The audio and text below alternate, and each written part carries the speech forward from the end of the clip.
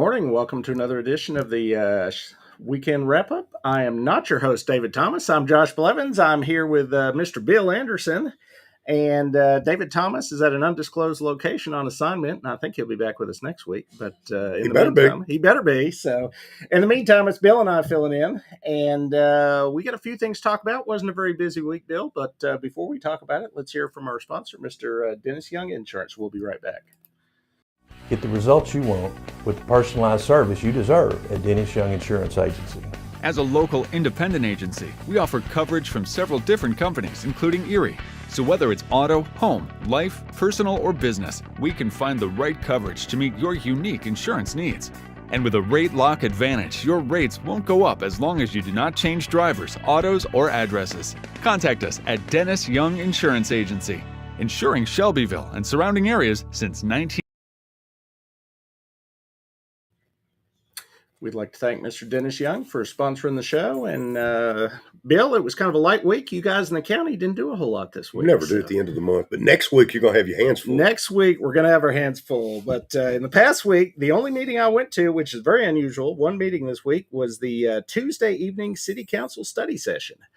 And we had a lot of things on our agenda, which means we'll have a lot of things next week at our meeting. But one of the first ones I want to talk about was the rec center.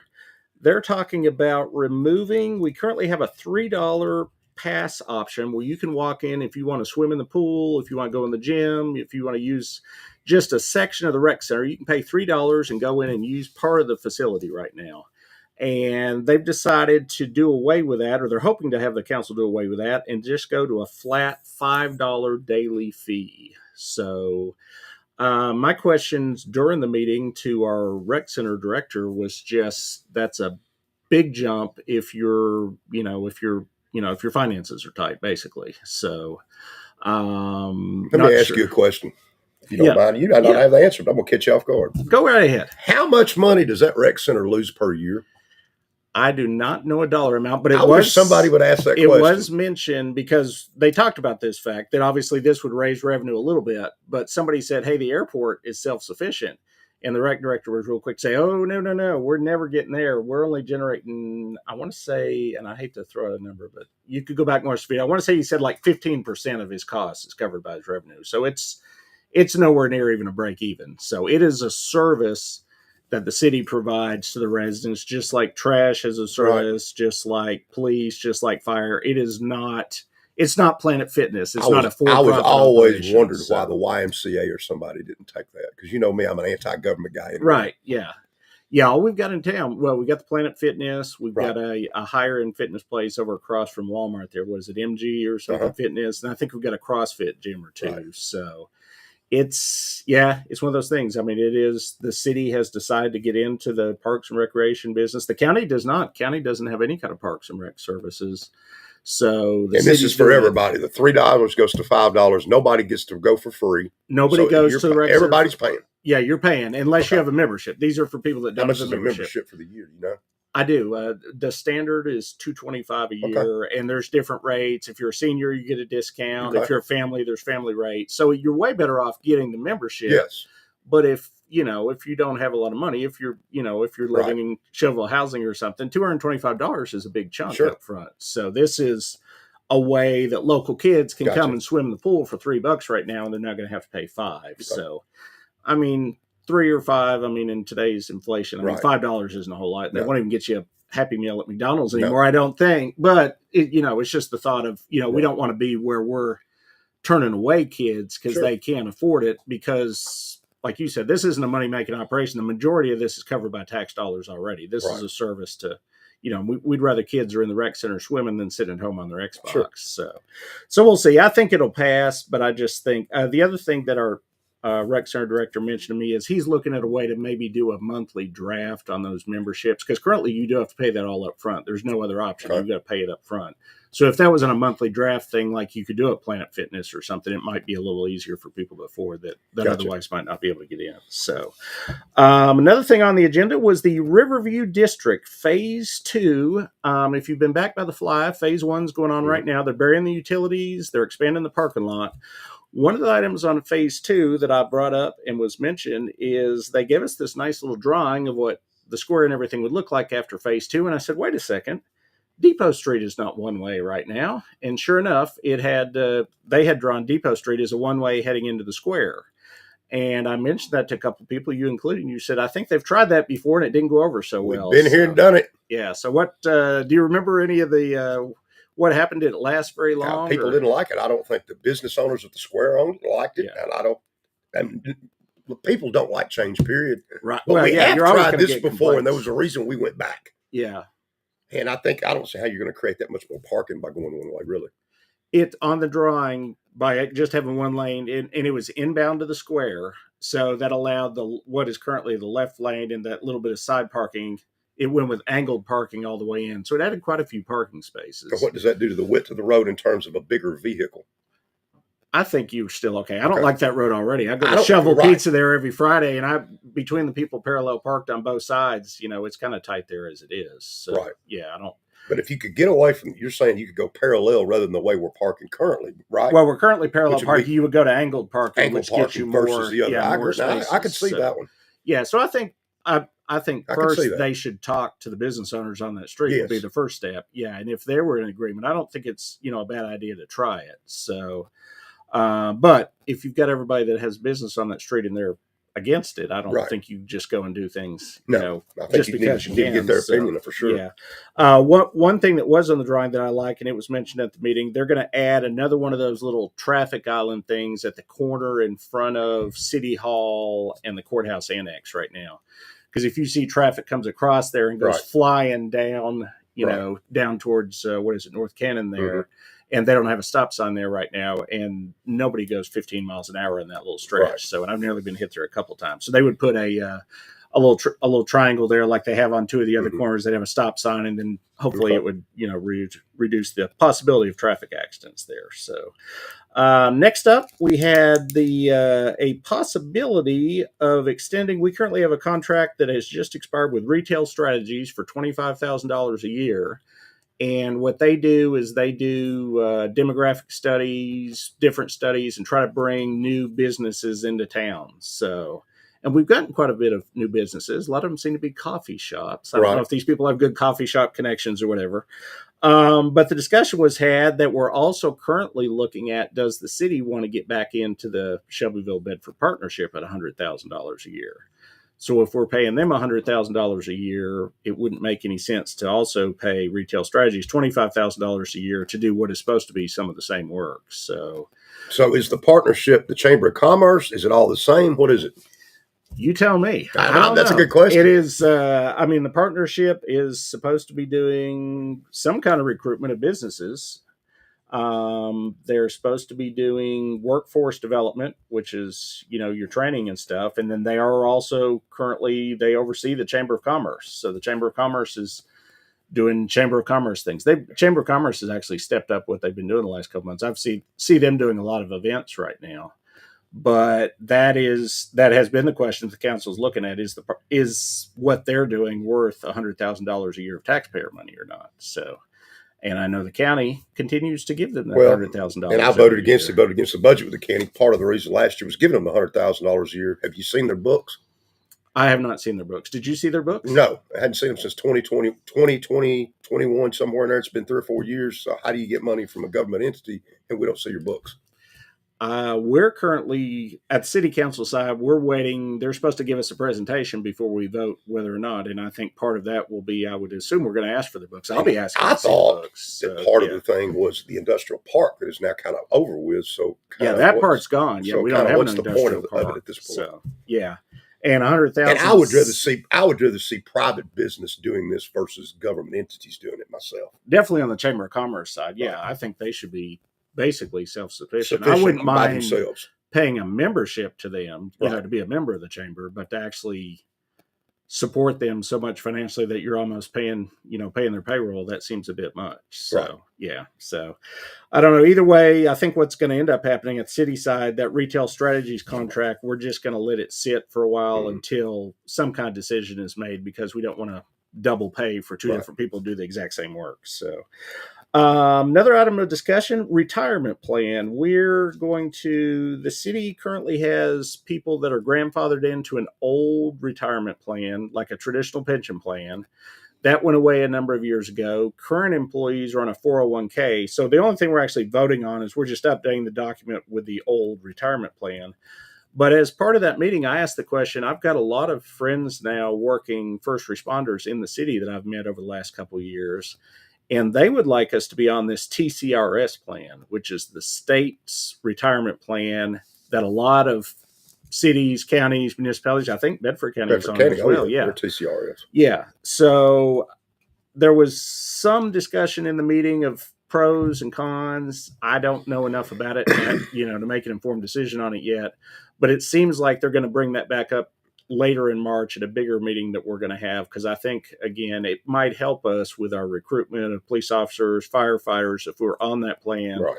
Because once you're in that state retirement plan, you can move from municipality to municipality and you keep your retirement benefits, and stay in the same. Could help bring them in. Could it also help them leave you? It might also help. So it could be a double-edged sword. It could be. That needs some study. Yeah, that definitely needs some study. So, Century Mold, who is a bigger employer here in town, I believe 187 employees, they said, they have asked for an additional pilot program that is a payment in lieu of taxes. They're looking to bring in an additional $6 million worth of equipment to use at their facility here in town. And as a ask from us at the city, which I'm still confused because this ask comes from both you and I, from the county and the city, they don't want to pay taxes on this equipment for a certain amount of time, which I mentioned at the meeting. That's kind of nice. I'd like to not pay taxes on my house too. But this is a program that it used to be, we had a set of standards that the county commission and the city council had passed, and you would just take this to the IDB board. They would look at your proposal, say you met the standards, and depending on where you're at as far as new employees, new equipment, you got X years of property tax relief, or in this case, personal property tax release. I think within the last year, the city council voted that they didn't like that. They weren't happy with the deal that Duxon in particular got on the number of years that they're not paying any taxes. Well, they're not paying any taxes at all, period. They're not paying property taxes. We're not just talking the equipment. They're not paying anything, correct? At the moment, yeah, because their business is wholesale, so can't believe there's any sales tax. I don't think they're involved. even paying property taxes. Yeah, there's no property tax. There's no sales tax. And that was for 7 years and could have been up to 20, but then maybe if they didn't create 135 jobs, my understanding was, then they might have to pay their property taxes. Might have to pay some, yeah. Well, I got news for everybody out there. There is not going to be 135 jobs. I don't know that we're going to get to 35. That's another argument. Yeah, nobody's. So, but that was the argument that was made. When you tell someone I don't want to use any business in particular, but there's a lot of old businesses here. Right. So we're going to tell one person over here, hey, man, you don't have to pay taxes. Then what about everybody else? That was but they are paying Century Mold property taxes. This would just be on the equipment from what you just said. Well, this would be on the equipment. They've already got a pilot program where they're not paying a lot of other property taxes on other portions of their property. So they're already in a couple of these It looks pilots, like you're cherry picking certain businesses. Now, are they creating jobs, bringing jobs here, and they're going to hire 60 people? Maybe it's more looking into giving you a tax break, but I don't see any jobs here. Do you? They told us specifically no jobs with this request. Yeah. Now, their previous request was more jobs, but this one is just equipment, no jobs. So I think it's a slippery slope here. It is. Yeah. I mentioned Walmart in particular. Everybody knows, you've seen the dump trucks flying all around town that I've seen so many complaints about on Facebook. They're doing a massive expansion out there that we don't even know a dollar amount, but that's got to be in the tens of millions of dollars. So, and I didn't get a request from them for a property tax release, at least so far. Now they may down the road, but so far they've not slippery asked for slope it, when you start this, because if you're going to do it for one or two, how do you not do it for the other 30 over here? Right. Yeah. Might be better just not to do it at all and pay your taxes like the rest of us do. Well, that would be nice, but then you're also possibly could have some businesses that not come into town. So you're right. Sure. It's a hard trade-off. But it's hard. And I want the new business to tell this other guy that's been here for 40 years. Yeah. Look what I just did for the new guy. Oh yeah. Yeah. Well, that's like the TV commercials you see for like cable TV and telephone. You're like, all those new customers get a way better price than the existing customer. Yeah, you call up AT&T. It's like, why is that new guy getting the good deal and I'm getting, paying the high rate? So, yeah, it's an interesting discussion. I think there will be a lot more discussion on that one at the city council meeting this week. So, Animal control also got this. Actually, I think had our longest discussion of the night at the study session. We've had in the last, I'd say 6 to 8 weeks, a number of specific incidents of dogs on chains, especially during the cold weather, where the neighbor calls and says, "Hey, my neighbor's got this dog. It's been chained up in the backyard for 24 hours a day. It's 15 degrees outside. The dog's suffering. What can you do about it?" And currently in the city, we go by the state regulations, basically, which is you have to have a structure that the dog is in. It's got to have like 3 walls, mm-hmm. an entrance. It's got to have a roof. It's got to have a floor. It's got to have straw in it. It has to have food and water. But other than that, we've got a few minor things on the tethering length. It's got to be like a 10-foot tether. It can't be overly heavy and stuff. But there's been a lot of, and they tried this, I think, 18 months ago as well, a lot of requests to just either make it illegal to keep your dog outside for 24 hours a day on a chain, because that's no life. If you're a dog, I mean, do you want to be chained up, for your whole life? But you can't have a running free rein either. So you can't have a running free. So, I mean, your only alternative is a fence if they're an outdoor dog, and that, again, gets into expense. So we're going back and looking at it again. I had a lunch last week. I've got another one Monday with some of the some people from animal control, also from some dog rescue people here in town. Good. And we're just going to look at, we just need to find some kind of solution, some kind of middle ground. And it may be as much as making it illegal to tether. It may be just no tethering overnight, or it may just be some kind of weather thing where if it's really cold, really hot outside, you can't leave your dog tied up outside. But we need to do something to to take care of the animals, because they don't, if we're not taking care of them, nobody else is. Right. So, and then also we'd like to not have the constant phone calls about it as well. So just curious, what do we do about all these chickens running around?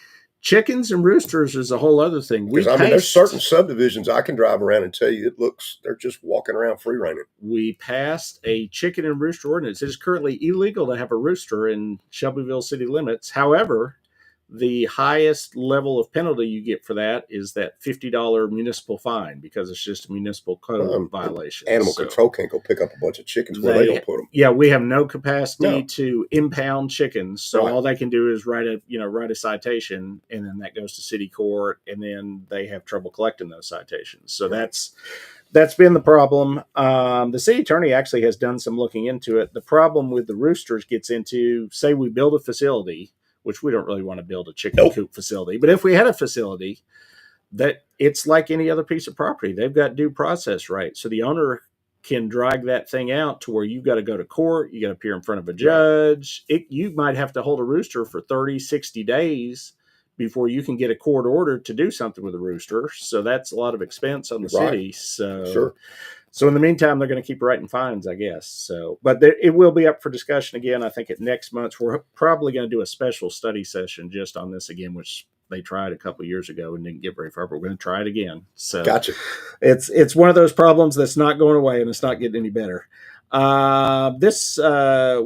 didn't really have much discussion of it at the meeting, but at this upcoming city council meeting, this will be the final vote on the ordinance that will allow transfer stations within the city limits, which means this transfer station over behind the high school, assuming this goes through, which it should, I think it passed unanimously at the last vote, they'll be able to move ahead now with building that transfer station, which is where both the city and the county trash will be going from this point forward once it's in place. So I haven't heard a lot more pushback or really much discussion of that anymore. So I think it's likely to go forward and keep on moving. Okay. So we did have 2 rezonings on this month's agenda. We got 2 pieces of property that are currently connected, but the bypass runs through them.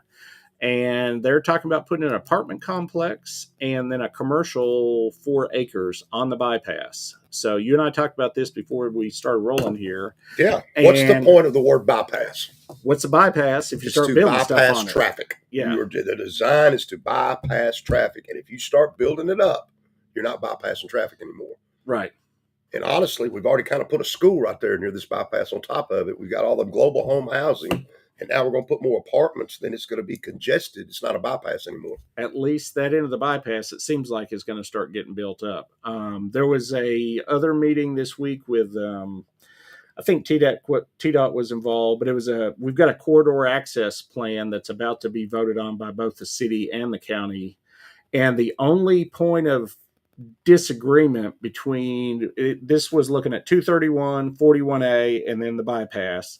The only item that the city and the county currently disagree on as far as development is the bypass. The county's position on the bypass and all their documents is it's a bypass. The state spent a bunch of money to build us a bypass. Let's leave it a bypass. And the city's current zoning on the bypass is, hey, this is a nice road. Let's put some commercial development on it and turn it into a commercial corridor. So there's going to have to be some kind of agreement there, or there may be some apartment complexes coming up on this bypass too. That's one of these rezonings. Would be an apartment complex. Well, that's not commercial. Yeah. That's residential. Yeah, and that's and that would run from the bypass to McDale. The other side of the bypass from those apartments would be commercial.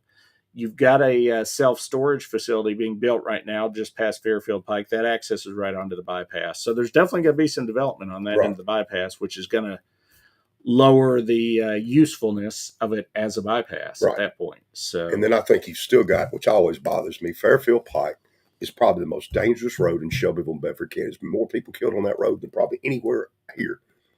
It's dangerous. And you're adding that much more traffic to an already dangerous road. Yeah, there's a lot going on in Fairfield. There's more development, and especially inside the city, within the bypass area. There's a lot of developers looking at some of that last pieces of land around the rec center and the park. And they're just going to keep building houses there. So it's getting, that's one stretch of road that needs to be widened, and it needs to be sooner rather than later. So, on development, we had discussion of zoning ordinance updates, which this is the one I've been working on for almost a year now. We had the Planning Commission, which I'm on, had pushed this to the City Council, asking that all R3A and R4 multifamily developments have at least 20% open space as part of the development. And I mentioned at the meeting that this isn't even on the high end of what some of the surrounding areas have. Nolensville's at 30% on a lot of their zoning districts, and Thompson Station's at 45%. So a couple of the council members said, hey, why are we pushing this through at 20%? Let's go 30% right off the bat. So I don't know where we're going to end up at Thursday's meeting. It'll be interesting.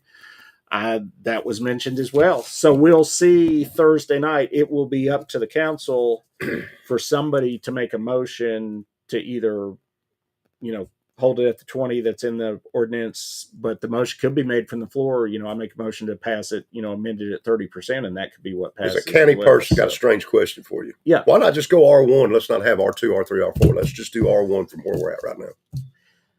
That would be an interesting proposal. The problem in the city right now is, if you look, can you point out an R1 development that's been started anywhere in the city in the last 5 or 10 years? Nobody is developing at R1 in the city limits right now. So it's even that one on Jennings Lane where the guy said he would pull out if we moved it to R2. He literally did pull out. He wouldn't refuse to build at R1. So I don't, I'm not a developer. I don't know all the reasoning, but I mean, now you got a moratorium on apartments now in Murfreesboro. They're trying to get that at the state level. So yeah. So, but at some point you got enough apartments, and at some point you don't have enough R1 to me, if that's what we're looking for, and you're wanting to create something and grow. That's the kind of growth we want rather than R3, R4. We got plenty of that.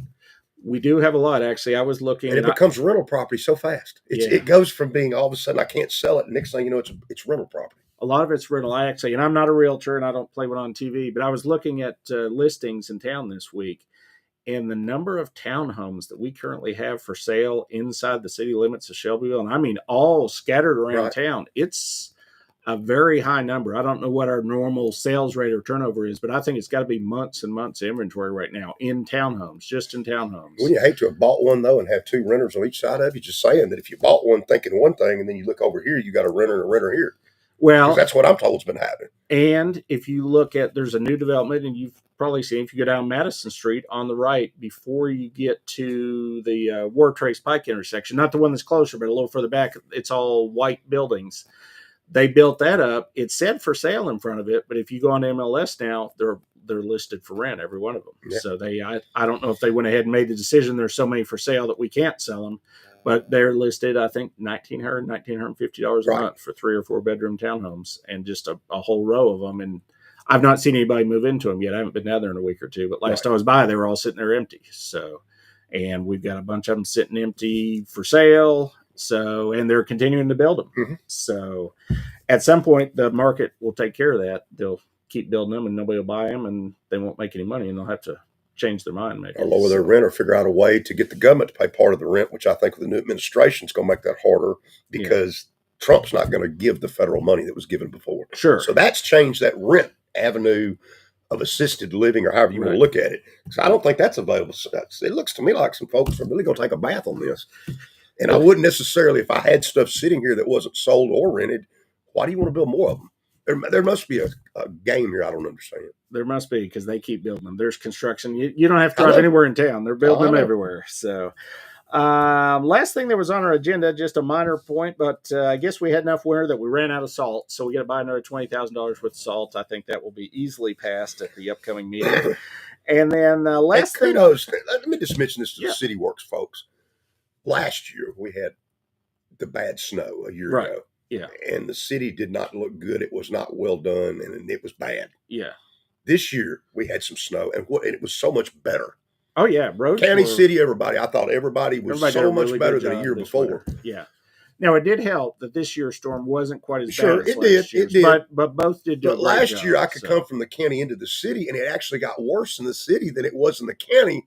Last year into that great big storm. This year, I didn't see that at all. I thought it was a really nice job by you guys. And Public Works did a good job, and the County Roads Department did a good job. And I think maybe getting the salt and stuff out before it hit helped. Yeah, because I think that's what maybe didn't happen before. Last time when we had this, we didn't have anything down to start with. And it wasn't as bad, but when you come into a town, the roads should be better than they were out in the county. You would hope. And I thought that was the case this time. Yeah, it was. They did a great job. So. The only other thing this week I wanted to mention in the past week was we got our monthly police stats, which David and I usually talk about. In the month of February, that was less than 4 minutes from the time you called until the city police officer showed up where you were at, anywhere in the town. So that was great. I actually asked this question at our meeting this week. We paid for those flock cameras, and we're up to 7 out of 12 of those have been installed now. So those are spread around the city looking for license plates of people coming into town that got warrants, that driving a stolen car or whatever it might be. As soon as they get a hit on that, they go and find the person. Actually, I heard on the scanner this week, they pulled over a vehicle that somebody had an open warrant on. So, when they got it because of a flock hit. So that was good. In general, I got the full police report that we get on the council. Everything was down a little bit this month. I don't know if it was because we did have that heavier winter storm last year. Yeah, but we actually had a little bit fewer citations this year. We had 339 last year, 324 this year. Traffic accidents were down. We had 74 last year in February. This year we had 65. People arrested. Last year, 162 adults were arrested in February. This year, only 126. Domestic violence was down, 60 down to 46. The only number that went up is miles driven. Last year, 38,861 miles by city police officers in February. This year, almost 53,000 miles. So you could drive around the planet more than twice. That's how much they drove. So I guess that's how they're getting to you in less than 4 minutes. They're driving all over town and they're ready for you. So, but with that was everything that happened in the past week. And we've got a lot coming up in the upcoming week. But before we do that, we're going to hear from our sponsor one more time, Mr. Dennis Young. Get the results you want with the personalized service you deserve at Dennis Young Insurance Agency. As a local independent agency, we offer coverage from several different companies, including Erie. So whether it's auto, home, life, personal, or business, we can find the right coverage to meet your unique insurance needs. And with a rate lock advantage, your rates won't go up as long as you do not change drivers, autos, or addresses. Contact us at Dennis Young Insurance Agency, insuring Shelbyville and surrounding areas since 19... Again, we want to thank Dennis Young Insurance for sponsoring the show, or as he referred to himself at the county commission meeting, I think it was Young Dennis he referred to himself as. So thank you, Young Dennis, for sponsoring the show every week. And in the upcoming week, this is another one of those busy weeks. Last week was light. This week is not light. Actually, on Monday, I have 4 meetings on my calendar, 2 2-hour meetings and 2 1-hour meetings. So by my math, that means I'm going to get no real work done on Monday. I'm just going to sit in meetings. So it's going to be one of those days. But before we get to Monday's meetings, today actually, currently going on as we speak until 4 o'clock, we are having in town the grand opening of the New Destiny Dog Rescue Thrift Store. They were already here in town. They had a smaller location. They have moved into that building. They were back over there where the Presbyterian Church is on that side street. That little side street. And now they've moved out here where Kroger is. Right? Yeah. If you're looking at Kroger, it's to the right up by the street. It's next to the restaurant that's changed hands 25 times on the corner. The building they're in was most recently, wasn't it a mattress store? It was a mattress store. And then I think they've also got their other facility over there. What's the name of that street right there? Oh, I don't remember. It's back behind Chick-fil-A, sort of. Yeah, and they've still got that there where they have the dogs and stuff. But the thrift store will be here. Right. I saw pictures online yesterday. It looks really nice. So it would be worth the visit. As far as meetings, Monday, first out of the gate, 9:00. I've got a pre-planning meeting. That is the meeting that the planning department has before the planning commission meeting, where they're going to discuss new development coming into the city. I haven't seen the agenda yet. I've heard that I think the MTSU building might be on this agenda, but there's always usually some interesting new developments coming in. We'll talk about that next week once I have an agenda. Right following that meeting, actually in the very same room, the City Growth Committee is going to be meeting. They're going to be talking about traffic and parking. They're trying to increase our traffic study standards, also increase the amount of parking. Parking in particular is one I've noticed the last couple months sitting on the planning commission now. We're getting a lot of these townhomes, and they don't have enough parking. Two vehicles max. 2 vehicles max. And if you already have 2 vehicles and your buddy comes over to watch a football game, he's out the street. He's got to park somewhere. And a lot of them don't have a street to park on. Nope. So you're going to end up people fighting. I mean, I'm in a neighborhood where the houses are kind of close together, you may have noticed. And we already have neighbors that fight each other over parking, and they've got their own single family lots. So I can't imagine being in a townhome and you're fighting with the guy next to you because you've got 3 cars over, he's got 3 cars over, but there's only 2 spots for each of you. More unintended consequences of all this building. Yeah. Among many others. Yes. So we'll have that. Same day, I'm going to I've got a meeting at 4 on Monday.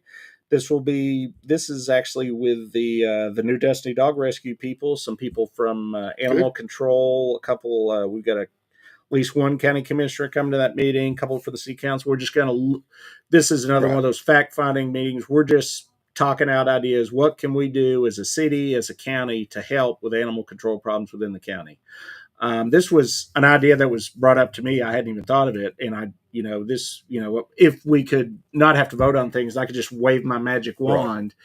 If we had just had a combined animal control in Bedford County, a single unit, not a city and a county, just one big animal control, place it out by the jail where you could have those MRT inmates help take care of the animals as part of they already do the garden stuff, but if they could help with the animals and stuff, that's a great therapy for them. It's free help for taking care of the animals. This is before your time, and I tried this when I first got elected. Yeah. And you know what the city told me? And I went to the city council meeting. Here's what they told me. Yeah. They wanted the county to pay for all of it, and they would pay for it for like 1 or 2 years and then pay nothing is basically what it amounted to. Yeah, so why would that be? Why would that be a good idea for Bedford County? No, that would not work. But somebody did look recently at both our animal control budgets are like within a few dollars. We're spending the same dollar amount.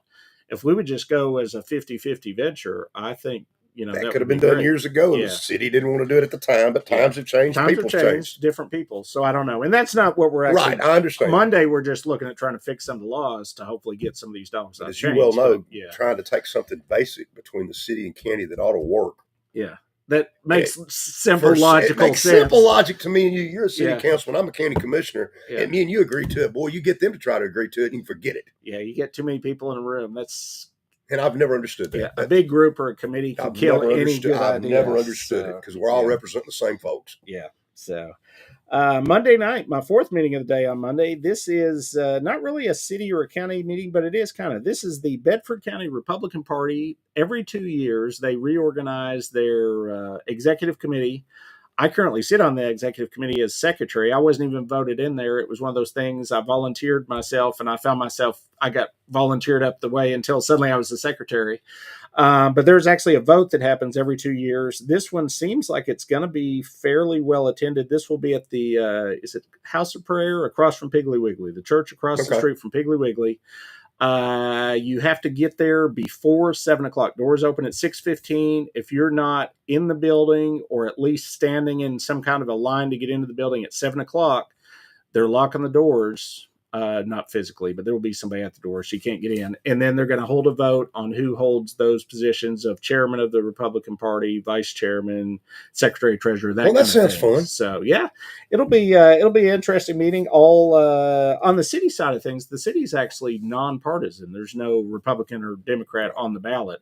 But on the county, a lot of our elected county officials do run as Republicans. So this is something that they need as part of getting into office. Mm-hmm. So there'll be anybody in county government will be at this meeting, and there'll be a fair number of city people too. So Tuesday, now this is the big one for you. Tuesday night, county commission meeting, and it's a decently full agenda, but there are 2 hot button issues that are on this agenda. Let's start with RVs. What do you think about RVs? If I've got 100 acres and want to put an RV dead center in the middle of it, and I got me a septic tank, and I want to live in my RV, is that a good thing or is that a bad thing? It's none of my business. It's none of the county's business. It's none of anyone's business, in my opinion. Right. Now, I was told in the meeting at the committee that I think our director, Chris White, said that it's illegal according to the state to live in one. By building codes, I think he said, or something. Yeah. All right. And again, I brought up, and I'm going to bring it up again. There's people at Normandy out here. There's people in this town that live in RV parks right now. You've got 2, at least maybe 3 in the city limits of Shelbyville. That people living in RVs. At Normandy Lake, once it went private and it was away from the state, half that's full of people living in them. That's just a reality of where we're at. Right. You got high housing. People can't afford to have a house. Yeah. Now, my question is, if you do something like this, and let's say that that's the only thing the person could afford, not the 100 acres. Right. You going to make them homeless? I think it would. I mean, if that's all you can afford, and you can, and I've met some of those people at the city parks. Yeah. I don't want to live in a camper. You don't want to live in a camper. No. But who am I to say if it's your property, you can't? Right. Now, where I was upset the other night, I say upset, I didn't understand, and I think it got denied. They were actually wanting to approve an RV park, but then at the same time tell a person you couldn't have an RV and live it on your own land. Right. Any park you get, trust me, they're going to live there, because a hotel don't make money with vacancies. And you have an RV park, the only way you make money is you need permanent residents, meaning you can't have in the winter the park's empty. Sure, you're not making any money. And it's not tourism, because you might have 15 slots, but the rest of them are going to be permanent residents. And it's right here in this town. And it's not desirable, let's just say. Right. But again, those people, and that's not necessarily not on your own property. We're talking about one camper on some, this is the way I read the thing, one camper on your property. And there could be several reasons for this. And I brought this up at the Rules Committee. You could have an elderly person that didn't want to live in the house with you, that had an RV that could live beside you, conceivably. Yeah. A child, as I was told, because you can't get these kids in college, you can't afford an apartment for them, who's got $2,200 a month in rent. Right. Well, hey, I got this RV, taught my kid to live on his own a little bit, so I'll put him in the RV. You're saying now they couldn't do that. I've actually got a friend in Unionville that has a daughter that's wanting to move in and stay in an RV on his property for a few months while she gets back on her feet. So this would, under this ordinance or rezoning or whatever, if you're building your own house, and a lot of folks do this, you're building a house, so you keep the RV out there so you can watch the construction. Right. And it's good for 6 months, and you have to go get another permit. Well, on your own property, why should you have to get a permit for your own camper to put on your own land? Right. Now, they are allowing that, but you're right. They're requesting you to go get a permit. Which I'm sure costs money. And for what reason? That's your property. That's your camper. Yeah. And you're building your house. And I don't care if it takes me 6 months or 2 years. That's my prerogative. Right. To me. Yeah. To me, it's government overreach. And by the way, to set the record straight, in the Rules Committee, it was not unanimous. I voted no in front of everybody, and that's not what the paper said. Right. Not the first time I've been misquoted either, but I voted no on this. You voted no. I was at that meeting. You were clearly a no. Because I just think it's government overreach here, and I think you're telling people what they can and can't do on their own property with their own camper. Right. And I just think there's a road of unintended consequences here. Yeah. And when I ask the question, like, well, it's yes and no. Well, people are already living in campers. We've already established that. Oh, they are, yeah. I mean, it's just part of the economy. It's where you're at. It's how much stuff costs. And some people have been driven to it. Some people have done it by choice. Yeah. There's some other people that told me that they like to live in their RV on their property for 7, 8 months or 6 months, and then they go to Florida to live in and pull it somewhere else. Sure. Yeah. When it's wintertime, but they're living in somewhere warmer. Yeah. Florida's full of people living in campers. And then I heard the word safety. It's about your public safety. Yeah. Well, my safety's up to me. I don't need the government to tell me what's safe or not. And I'm going to be honest with you. I see some construction around here. That RV's probably safer than some of the stuff I see getting built. Now that's entirely possible. So you've been kind of vague, but I'm feeling like you might vote no. I'm not. I will not vote. It'll probably pass. I don't know that it'll pass or not pass, but I'm not going to vote for it. Yeah. No, it's too much government. Sure. And I think it's over a few places where something might not look good to some folks. Yeah. And that's why you're trying to do something for everybody. Yeah. Based on a couple of isolated instances. Yeah, and I've heard some specific locations mentioned that people say, hey, this is in my district, and we've been trying to get these people to clean up their property and haven't been able to, so this is a way I think they're trying to go about it. Right. So, yeah. So we'll see. The other big one, and this one got its own separate meeting about a week ago, is the County Wastewater Authority, and this is about establishing a body, particularly a board committee, whatever you want to call it, that is going to, we're told, just oversee county wastewater. Now, the original language of what came in was a lot more than overseeing. It was financing, it was building them, it was doing a lot of stuff. But the talk track has been, we just want to oversee these, and mainly the big discussion is step systems, which is what that Let's go two back. and a half hour I'm going to meeting. come back to steps. Let's go to the board first. Yeah. Let's go back to this partnership. Was $100,000. We formed a board.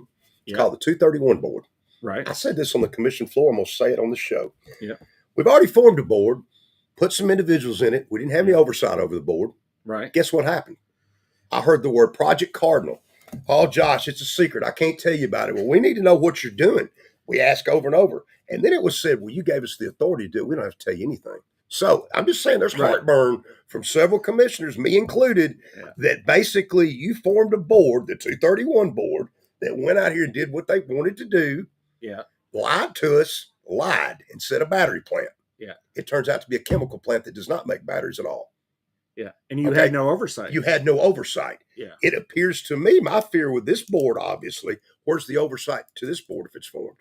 From the discussion at that meeting Friday or the previous Friday night, once you guys set the board, your oversight power goes away. It's gone. So that board. So we've already, again, it's like that one-way thing where I told you it didn't work before. Right. We've already tried this board thing before.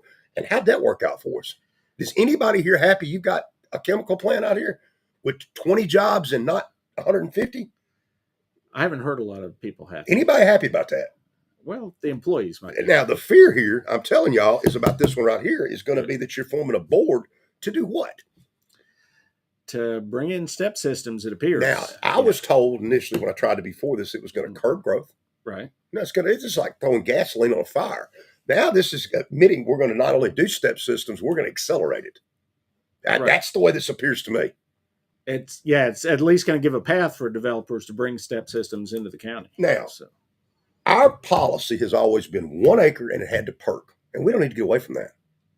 1 acre and it better perk for a subdivision. For a resident, I still contend it's 5 acres. If you had 100 acres, you got to pull 5 acres out of the greenbelt to build you a house. For just a single standalone. Drew Hooker and I tried this and it got a bunch of feedback and they didn't like it to make it 5 acres minimum. Right. There's several reasons for that, but they didn't want to do that. Well, let's at least stick to the 1 acre and it has to perk. This board, you're going to take away the 1 acre and the word perk. Now, perk means a septic tank. It means how does your property lay with water? Yeah. Okay. It's not just about that septic tank. It's about, does your property hold water?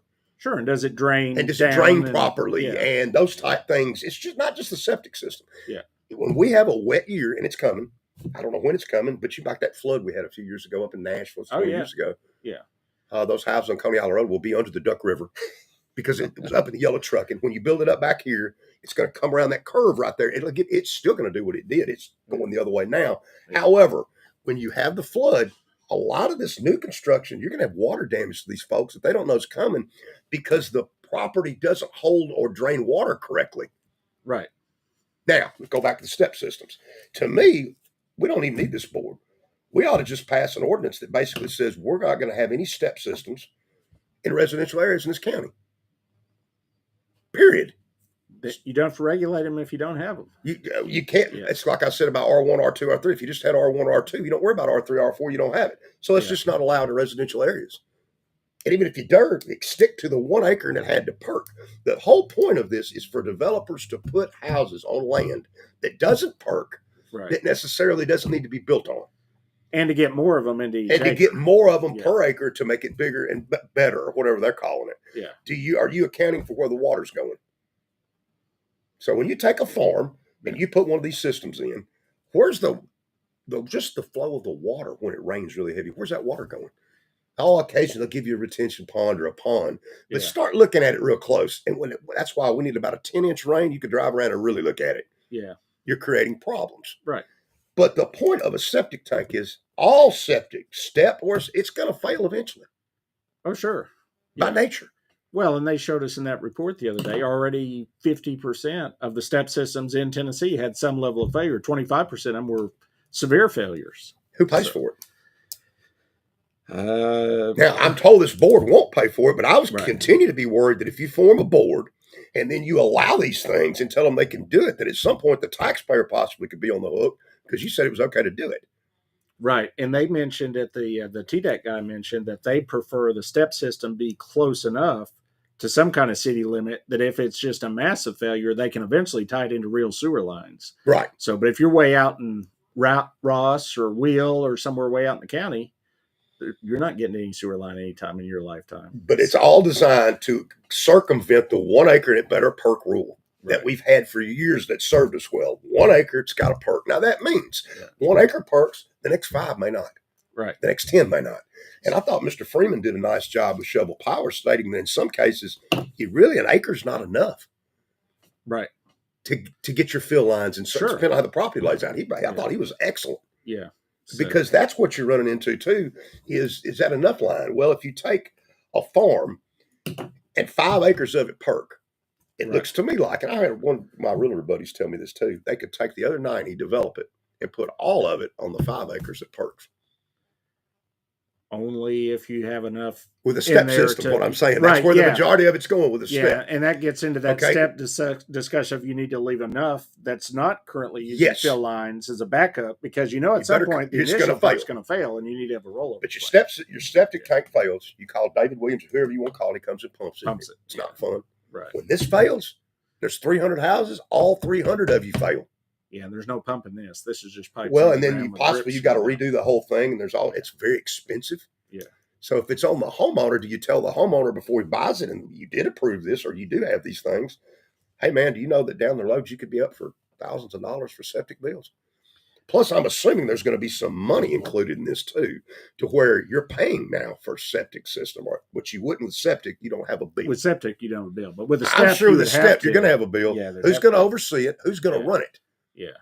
And here's what's scary, folks. When I don't know one plumber knows how to work on it. That when a plumber doesn't know how to work on these things, when they're called in Murfreesboro, every plumber I know, I can't help you. You're on one of those systems. Yeah. And to get consolidated, I keep hearing that's who they want to come down here to Rutherford County. From Murfreesboro. How many are you going to have to get them here? And who's paying it's consolidated? Well, it's going to be the people that have the step systems. And one of them really goes bad, goes really horribly. Is the county going to kick in for those residents? Are all the residents going to pay, or just some of the residents? Yeah. Yeah. It's a lot of questions. It's like these homeowners associations I keep hearing about. Okay, there's 300 houses. What if 100 of you say, I'm not doing it? Well, what do you do then? Well, now I'm actually in one of those, and they actually put a lien on your house, so they can get pretty serious. So I'm just curious how that works, because in the homeowners association, will it be in there written that you're liable for the step septic system that's here?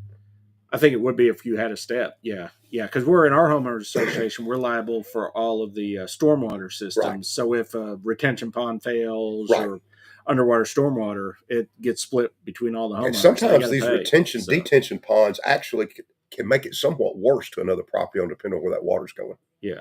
I mean, I'll give you an example down here behind the Golden Gallon right there off those apartments. They've got a retention pond that doesn't hold anything. Yeah. It used to be Henry Tilford's property. So when all that water builds up there, it goes straight over the other person's property. Now, how's that fair? That. Yeah, I don't think they Because if it was my property, you know what I'd do? Bill Anderson would take concrete, and I would bury the concrete at the road on my property and let it back up into your condos, because that's your water. Yeah, yeah. That's just what I'm saying. Right. But I do think that I think you just don't have them. Just say we're not going to have them. Yeah. Even if you're going to have them, stick to the 1 acre that's got a perk, and that fixes itself without having a board. Yeah. What am I missing? I have no disagreement with you. We will find out Tuesday night, though, if the rest of the commission agrees. It's going to have 12 to pass. And unfortunately, I don't see anything controversial getting 12 votes in this commission. I wouldn't think so. Don't see it. Yeah. So I don't think it's going to pass. Yeah, we'll see. I think. But there's other ways to curb the growth. But what was the intention here, I think, was to have them. This is what I'm afraid of. To have them and do them and let them go. and just let them. Yeah, and once they got here, it was too late to stop it. And it's too late to stop it. Build. And again, you're doing it out in the rural parts of the community where the roads aren't set up for it. Right. You got traffic issues. You've got water issues, and then you've got issues of what does that do? Henceforth, if it's limestone rock, why do we not build on limestone rock? Well, there's several reasons. One of them's perking, one of them's water flow. The other one is blasting, because to get stuff down, you got to blast. Well, what does that then do to the neighbor? What does that do to this person over here? Right. And that is like on that planning commission, David and I looked it up about the third thing that's on y'all's list is how does it affect other people's property around it? Right. So whatever you're looking at, you've got to think about what happens to the property owners on every side. Sure. Is this hurt them? Yeah. Because they have rights too. Oh, absolutely. Just as much as the guy building does. So it's going to be interesting. It'll be interesting, but I would say Tuesday night's meeting might be one to tune into on YouTube if you can't make it. It might be. Yeah. So, but if you can make it, I'd come down to the historic courthouse and just watch. It could be a good show. Could be. And then Thursday night, City Council, we're meeting and we're going to be voting on a lot of those things we talked about earlier in the show: the pilot program, the transfer station ordinance, the rezoning. The SALT. We'll be voting on SALT, all that stuff, the rec center price change. So a lot going on this week, which means David and I will have a lot to talk about next week. I got a big one next week. So come right back here and join us next week. Same place, same time, same channel. And we'll have the news that matters here in Shelbyville and Bedford County. And thanks for tuning in today. We'll see you next week.